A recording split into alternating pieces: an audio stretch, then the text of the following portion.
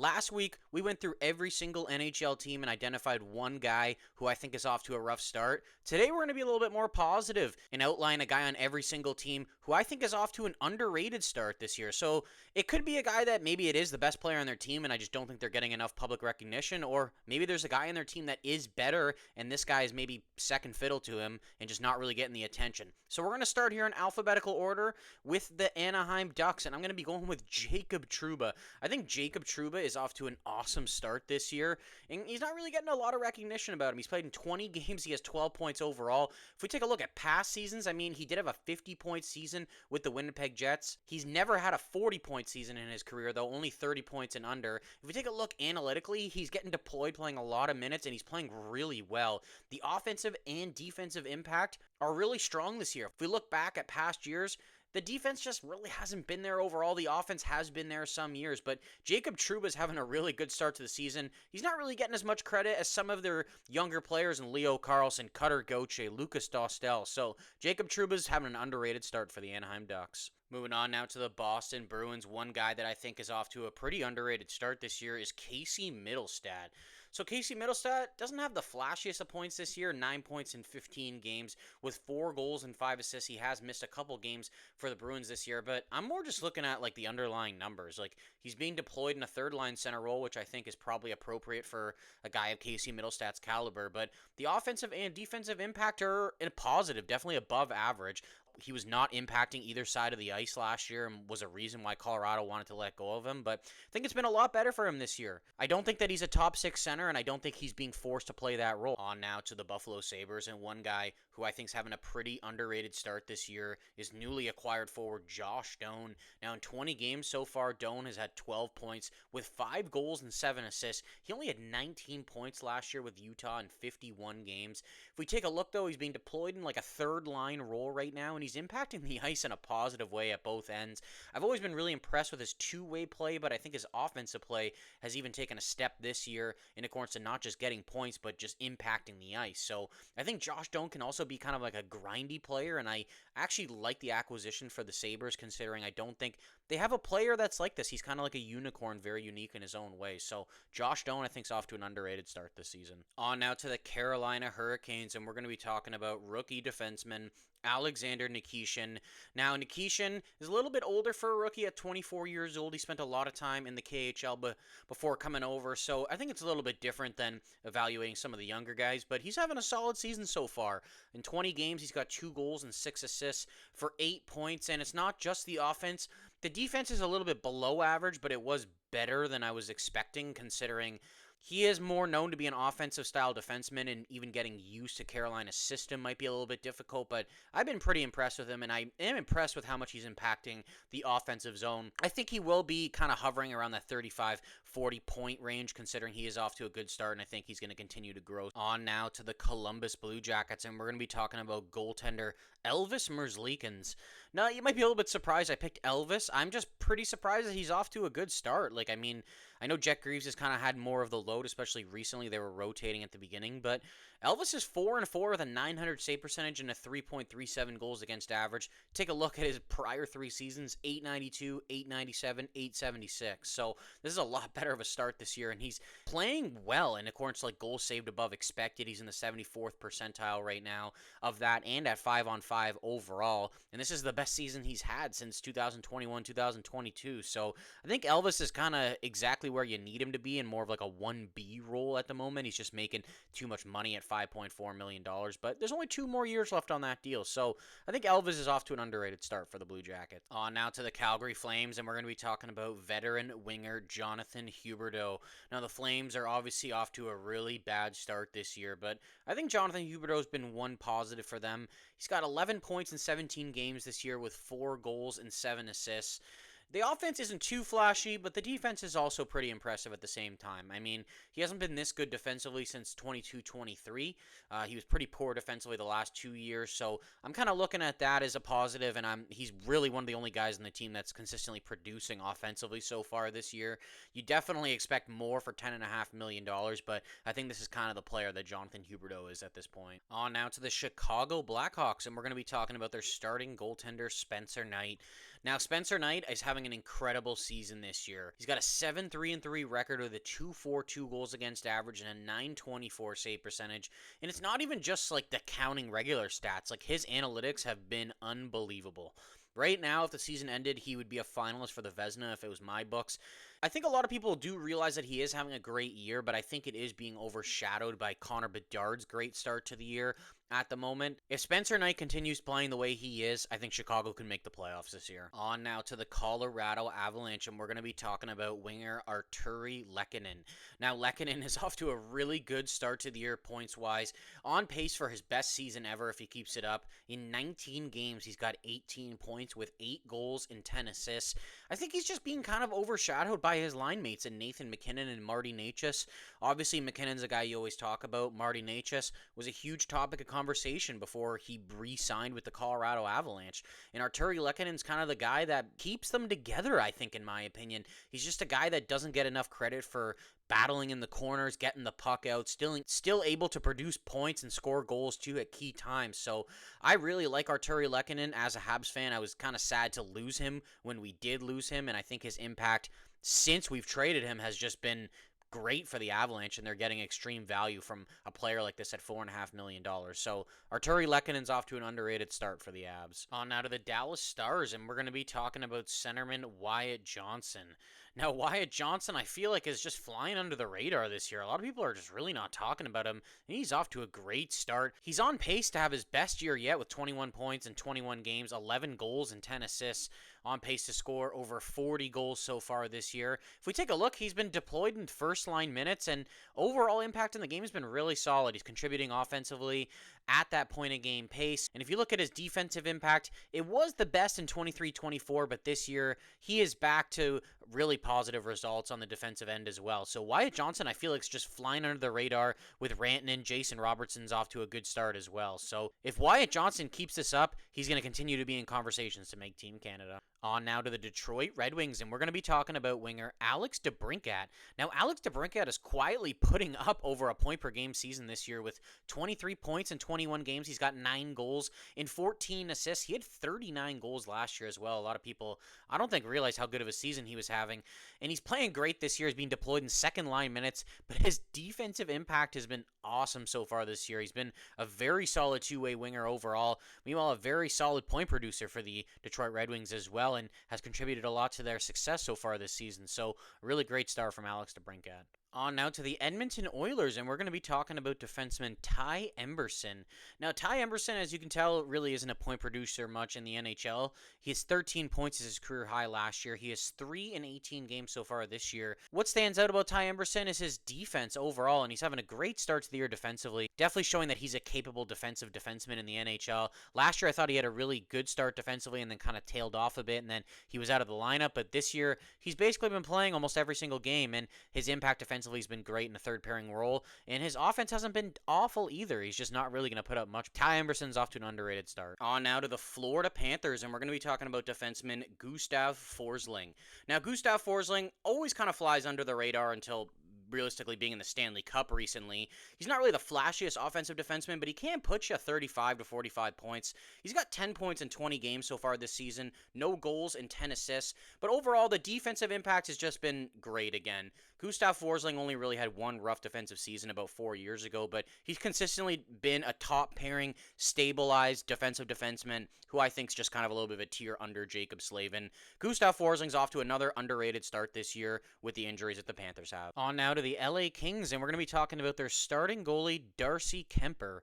I feel like Darcy Kemper is not really being talked about as having a really solid season so far this year just because the counting stats aren't like spectacular with a 904 save percentage, 2.42 goals against average. He's got a 7-4-3 record, but I feel like shot impact that he's getting, he's been playing really well for the most part, sitting in the 95th percentile overall, 85th at 5-on-5. Goals saved above average is in the 85th percentile so far this year. In my opinion, Darcy Kemper should be one of the goalies on Team Canada in February, and I don't think he's getting enough recognition for a start to the season. On now to the Minnesota Wild, and we're going to be talking about centerman Marco Rossi. Now, obviously, there was a lot of rumors about Marco Rossi potentially being moved out of Minnesota in the offseason. It took a while for them to come to terms on a 3-year contract, but I think Marco Rossi is proving exactly why he was worth that money and even more. 17 games so far this season with 13 points, 4 goals, and 9 assists, just consistently getting better in accordance to producing points every single season. If we take more of a deeper look into his overall impact on the ice, he's been playing more minutes than he has last year as well, kind of playing in like a first line role, and his offensive and defensive impact have been really strong for the 3rd straight season. So if Marco Rossi ever became available, I think teams should definitely be hopping on this. On now to the Montreal Canadiens, and we're going to be talking about defenseman Noah Dobson.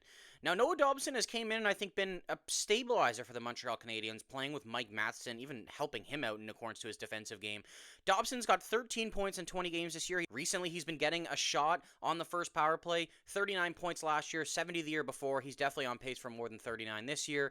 His overall impact of the game has been really solid. Offensively, playing really well. Defensively, it's gone downhill a little bit the last couple of games as the Habs have been struggling a little bit, but overall, still positive. Noah Dobson's off to an underrated start. On now to the New Jersey Devils, and we're going to be talking about forward Dawson Mercer. Now, Dawson Mercer came out of the gates flying a couple years ago, 27 goals in 82 games. Has had a couple down years, I'd say, since. Definitely not terrible, but he didn't really take that next step. But this year, he seems like he is starting to take that next step. With 9 goals in 20 games, 16 points overall, he's really been stepping up overall, and since Jack Hughes has been out as well.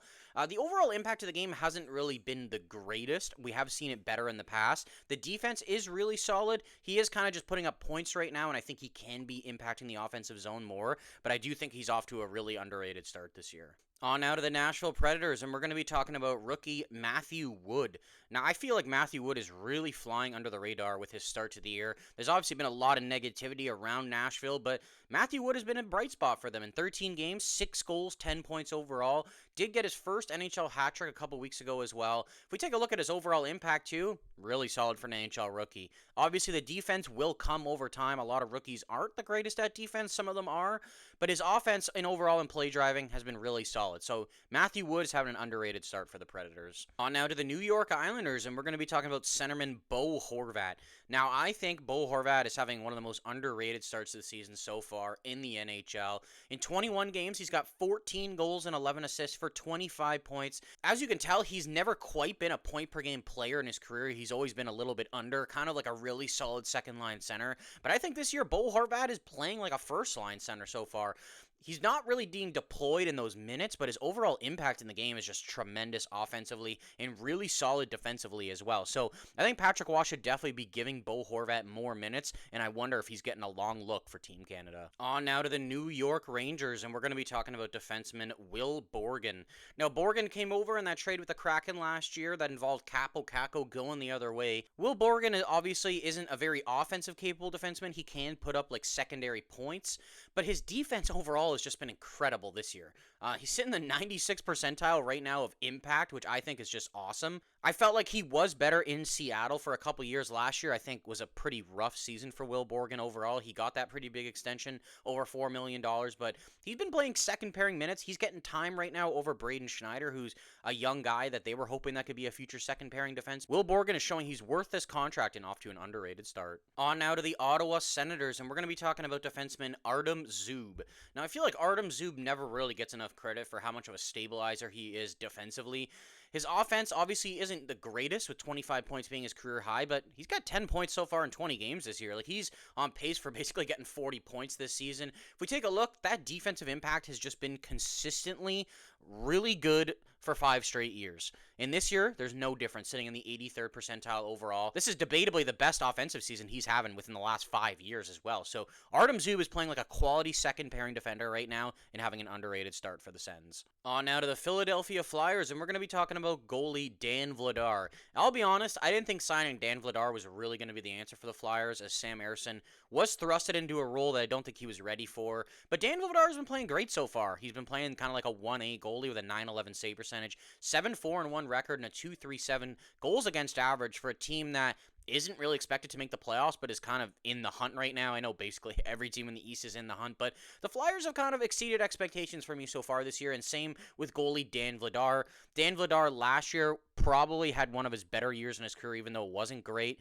He's been consistently under a .900 save percentage goalie throughout his career, but this year, He's playing really solid, and he's playing the majority of games so far. I think I may have been wrong about Dan Vladar, and he's off to an underrated start. On now to the Pittsburgh Penguins, and we're going to be talking about defenseman Ryan Shea. Now, Ryan Shea kind of made his mark in the NHL a couple years ago, but has never really been a full-time NHLer until this season.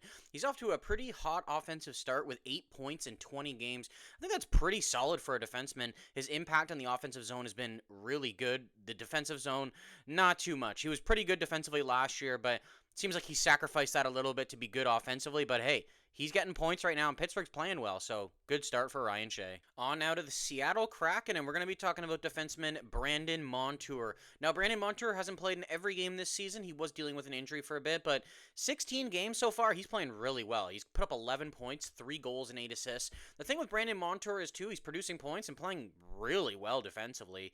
This is his best year defensively within the past 5 years, as you can tell. Pretty inconsistent defensively. He's kind of a riverboat gambler at times. Doesn't usually focus on defense a lot, but he's focusing on defense a lot this year. I'm really curious if he's in this final list and getting a shot at making Team Canada. On now to the San Jose Sharks, and we're going to be talking about goalie Yaroslav Askarov. Now, the Sharks' first couple games of the year were kind of wild. There's a lot of high-scoring games. Nedeljkovic and Askarov didn't really have the greatest numbers, but Askarov, I think, has been playing really solid ever since those first couple starts. 13 games this season, a 7-5-1 record, 289 GAA, 908 save percentage. If we're going to take a look at overall how he's doing with shot quality, like, he's been great. Last year, he was kind of league average on a really bad team. The Sharks, kind of mid-pack. They are playing better than a lot of people expected, but he's been a really good goalie this year as well. Nedeljkovic was out for a bit. Askarov was taking more starts. One thing about Askarov, his last 7 starts in November, he has a 6-1 record, a 957 save percentage, and a 15.73 goals saved above expect. On now to the St. Louis Blues, and we're going to be talking about defenseman Philip Broberg. Now, Philip Broberg, that was a really good deal by Doug Armstrong, getting him and Holloway over for a second and third round pick for offer sheets last year. Broberg's still really young at 24 years old, 7 points in 21 games this year. That's not the flashiest numbers, even though the Blues do have a rough start. The one thing that sticks out to me is his overall impact at both ends of the ice. The defense, he's almost been the best defensive defenseman in the league while being deployed in a first pairing role. The Blues have been kind of below average defensively, and they are getting the worst goaltending in the league right now. But Philip Broberg's playing awesome. He is one guy I would not be looking to get rid of if I am starting to sell the farm, if I am the St. Louis Blues, because he's still young, and his impact has just been really well this season. On now to the Tampa Bay Lightning, and we're going to be talking about veteran defenseman Ryan McDonagh. Now, Ryan McDonagh, I feel like, has just flown under the radar most of his career, not really being the sexiest point producer, putting up mid-40s or kind of below that consistently, while playing really hard defensive minutes. He's got 6 points in 15 games so far this season. He is currently injured right now, but he is playing awesome defensively once again for the 3rd straight year. That second year in Nashville, he started to pick it up defensively and offensively, and he's kind of just continued that since he came back to Tampa Bay. Obviously, Tampa hasn't had the greatest start. They are picking it up, but some of their studs didn't really get a great start, but Ryan McDonagh, I think, has been consistently good all season. On now to the Toronto Maple Leafs, and we're going to be talking about defenseman Oliver Ekman-Larsson.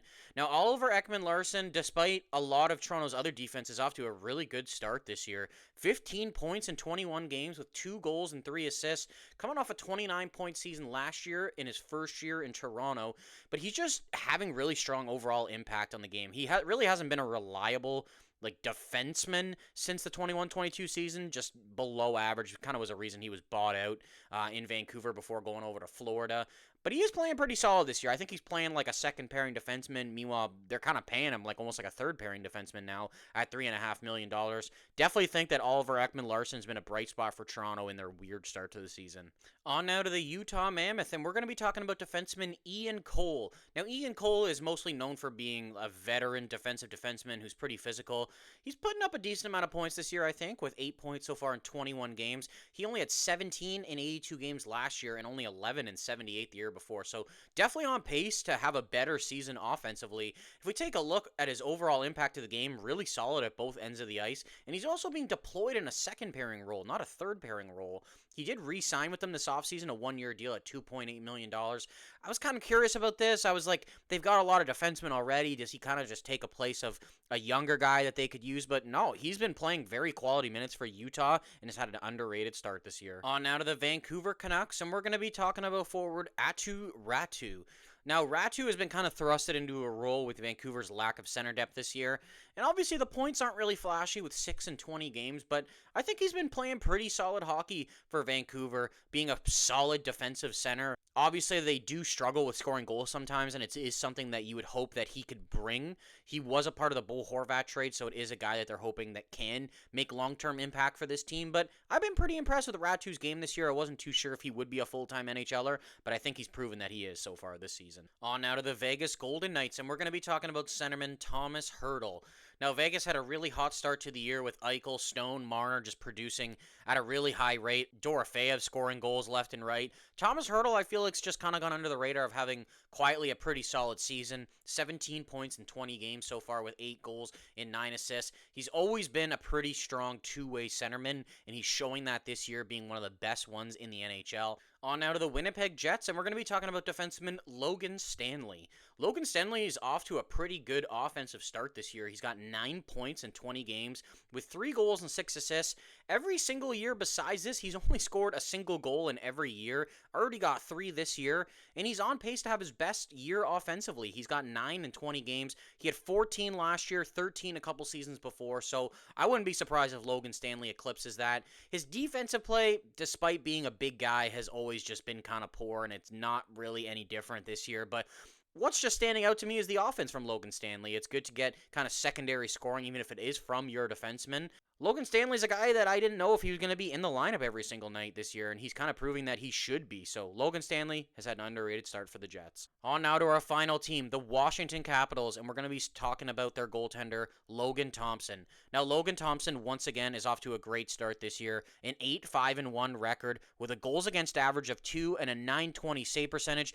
Kind of just taking full control over that starting job in Washington, as Charlie Lindgren has been good, but has been somewhat inconsistent, I think, over the last year and a half.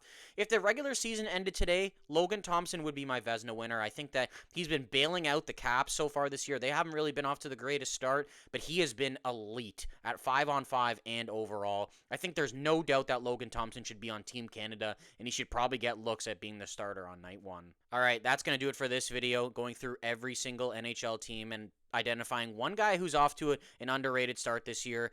Curious to know your guys' thoughts in the comments. Was I pretty accurate with this, or was I way off? Hope you guys enjoyed the video. Please like and subscribe, and stay tuned for future content.